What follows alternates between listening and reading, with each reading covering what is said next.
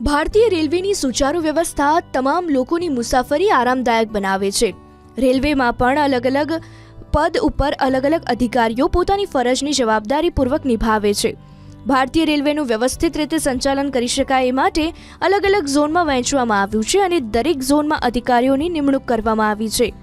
પરંતુ અહીં તમને જણાવીશું કે ભારતીય રેલવેમાં સૌથી મોટા અધિકારી કોણ હોય છે, એટલે કે કયું પદ હોય છે કે જે રેલવેમાં સૌથી મોટું ગણાય. તો ચેરમેન ઓફ રેલવે બોર્ડ અથવા તો ચેરમેન એન્ડ સીઈઓ ભારતીય રેલવેનું સૌથી મોટું પદ છે. આ પદ ભારત સરકારના સચિવ બરાબર માનવામાં આવે છે.